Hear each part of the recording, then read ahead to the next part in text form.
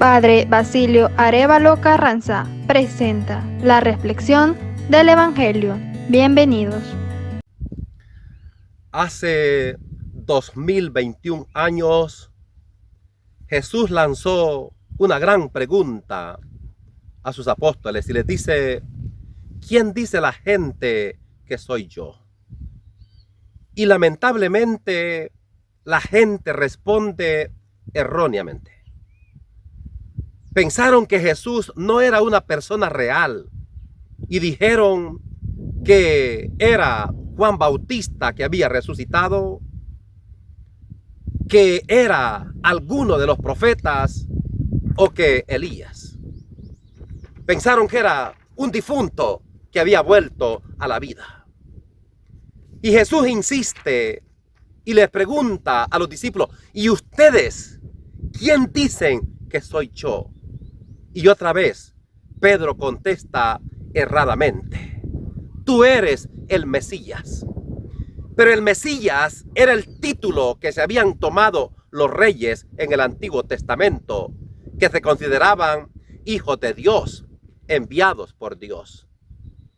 Y por eso después el Señor va a corregir terriblemente a el apóstol Pedro. Pero esta pregunta sigue resonando: ¿quién es Jesús para ti y para mí? Y a pesar de que el Evangelio de Juan nos ha dicho, Juan capítulo 6, en labios de Jesús: yo soy el pan vivo bajado del cielo. A pesar de que el Evangelio de Juan, en el capítulo 8, Jesús diga: yo soy la luz del mundo. A pesar de que Juan capítulo 10, Jesús diga: yo soy la puerta. Y allí mismo, Juan capítulo 10, yo soy el buen pastor. Y a pesar de que Juan capítulo 11, Jesús diga: yo soy la resurrección y la vida. Y a pesar de que Juan capítulo 14, Jesús diga: yo soy el camino, la verdad y la vida. Y a pesar de que Juan capítulo 15, Jesús diga: yo soy la vid y ustedes los sarmientos, todavía no tenemos muy claro quién es Jesús para ti. Agarremos uno de estos conceptos y confiemos en que Jesús es el buen pastor que nos quiere guiar, que nos quiere apacentar. Tomemos también que Jesús es mi amigo, que yo le puedo invocar en cualquier momento y está presto para ayudarme. Esta pregunta Jesús la hizo a sus apóstoles y hoy nos la hace a nosotros, justamente en Cesarea de Filipo, uno de los lugares más lindos de Israel. Es en ese lugar donde nace el río Jordán. Usted viera qué belleza. Veamos lo que ocurrió en ese precioso lugar y veamos el Evangelio de Marcos en el capítulo 8, versículos 27 al 35. En aquel tiempo, Jesús y sus discípulos se dirigieron a las aldeas de Cesarea de Felipe. Por el camino preguntó a sus discípulos: ¿quién dice la gente que soy? Ellos le contestaron: unos Juan Bautista, otros Elías y otros uno de los profetas. Él les preguntó: ¿y vosotros quién decís que soy? Pedro le contestó: tú eres el Mesías. Él les prohibió terminantemente decírselo a nadie y empezó a instruirlos.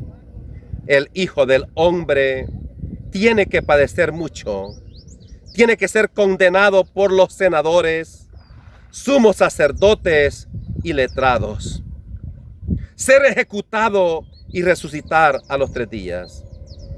Se lo explicaba con toda claridad. Entonces Pedro se lo llevó aparte y puso a increparlo. Jesús se volvió y de cara a los discípulos increpó a Pedro: quítate de mi vista, Satanás. Tú piensas como los hombres, no como Dios. Después llamó a la gente y a sus discípulos y les dijo: el que quiera venirse conmigo, que se niegue a sí mismo, que cargue con su cruz y me siga. Mirad, el que quiera salvar su vida la perderá, pero el que pierda su vida por el evangelio la salvará. Palabra del Señor. Este evangelio, queridos hermanos y hermanas, además de la gran pregunta y de las respuestas que la gente y los discípulos han dado a Jesús, tiene otros 3 puntos maravillosos que quisiera traer a colación. El primero es que llama poderosamente la atención que Jesús diga que va a ser ejecutado, que va a ser crucificado por los sumos sacerdotes, los escribas y los maestros de la ley. Gente de religión hasta para vender. Y entonces surge la pregunta: ¿quién tiene la razón? ¿La religión que mató a Jesús o Jesús que se constituyó en el gran maestro? Esto sigue siendo tan actual. Si la religión nos sirve para dividirnos, si la religión nos sirve para vivir y explotar a los demás con el diezmo, si la religión nos sirve para armar guerras y matarnos los unos a los otros, esa religión es en vano y no tiene razón. La razón debemos buscarla en Jesús, que nos dijo: bienaventurados los que trabajan por la paz, bienaventurados los misericordiosos, bienaventurados los limpios de corazón. La verdad que debemos buscar está en Jesús, quien nos va a preguntar en el último momento de nuestra vida, cuando nos presentemos ante Él. No nos va a preguntar por religión, nos va a preguntar por ética. ¿Qué hemos hecho en favor de los demás? Y por eso Mateo 25:31 dice que en el último momento Jesús va a decir: vengan benditos de mi Padre a heredar el reino preparado desde la fundación del mundo, porque tuve hambre y me dieron de comer, tuve desnudo y me vistieron, en la cárcel y me fueron a ver, forastero y me dieron techo. Y esta gente va a decir: pero cuando estuvimos hambrientos, sedientos y te ayudamos. Y Jesús va a decir: lo que hicieron a uno de estos mis pequeños, conmigo lo hicieron. Note usted, no cuestión religiosa, sino cuestión ética. Segunda reflexión. Jesús dice: el Hijo del Hombre tiene que sufrir mucho, tiene que soportar que le condenen a muerte, que le escupan, que se burlen de él, que le abofeten, que le crucifiquen. Y entonces, ¿el sufrimiento es importante? No. El único sufrimiento que Dios quiere es aquel que sirve para quitar el dolor de los otros. Aquí tiene sentido el sufrimiento de Jesús, para salvarnos, para redimirnos, para que vivamos. Pero Jesús quiere que vivamos, que seamos felices. Juan 10:10, he venido para que tengan vida y vida en abundancia. Y en Mateo capítulo 5, por 9 veces, Jesús dice: felices. El proyecto de Jesús es que seamos felices. No podemos aceptar que es voluntad de Dios sufrir, y peor, hacer sufrir a los demás. Tercero, hermano, si me permite. Este evangelio es maravilloso porque Pedro llama a Jesús para aconsejarle y decirle: maestro, esto no le puede pasar a usted. Usted es el Hijo de Dios, usted es el Mesías. Y Jesús le va a decir: apártate de mi vista, Satanás. Tú piensas como los hombres, no como Dios. Aquí lo importante es que caigamos en la cuenta quién es Dios y cómo es Dios, y luchar por pensar y actuar como Él. Y es magistral Lucas capítulo 15, que nos presenta quién es Dios y cómo es Dios. Y lo primero que nos dice Lucas capítulo 15 es la parábola de Jesús, el buen pastor. Dice que tiene 100 ovejas, se le pierde una, deja las 99 y se va en busca de la oveja perdida. Así es Dios, el que te busca incansablemente, como el pastor busca la oveja hasta encontrarla y la toma en sus brazos, la carga en sus hombros y la lleva al redil. Dios es tan humano, es tan tierno, tan cariñoso. Y mira la actitud de Dios con lo perdido. Este es el pensamiento que debemos tener.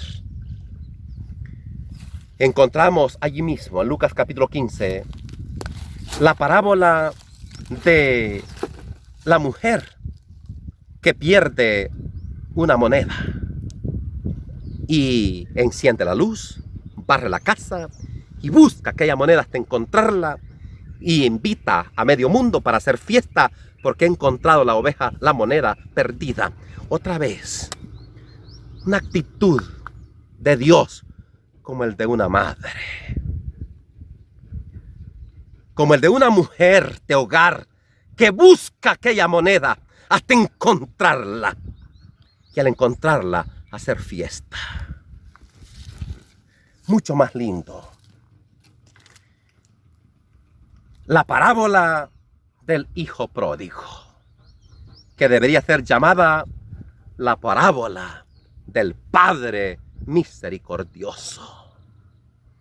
Este hijo pide la herencia, se va, la malgasta de una forma desordenada, hizo desastres. Y cuando está a punto de morir de hambre, va a buscar trabajo y lo mandan a cuidar cerdos. Y estaba tan desgraciado que deseaba tomarse el chilate de los cuches y ni eso le daban. Peor que los chanchos. Y dice el Evangelio que toma la decisión de regresar. No porque se había convertido, no, sino porque sabía que se iba a morir de hambre. Y dice el Evangelio que de lejos su padre lo vio, corrió, lo abrazó y dijo: pónganle zapatos, pónganle un vestido, pónganle un anillo y hagamos fiesta, porque este hijo estaba perdido y lo hemos encontrado. Estaba muerto y ha vuelto a la vida. Así tenemos que pensar. Cuando el Señor le dice a Pedro: apártate de mi vista, Satanás, porque tú piensas como los hombres, no como Dios. Tenemos que luchar y batallar por pensar como Dios y actuar como Dios. Y mira la actitud de Dios con lo perdido. Una actitud de búsqueda, una actitud de acogida. Dejemos esa mala costumbre de estar mandando al infierno a este o aquel porque consideramos que es pecador. Eso es ridículo, eso es risible.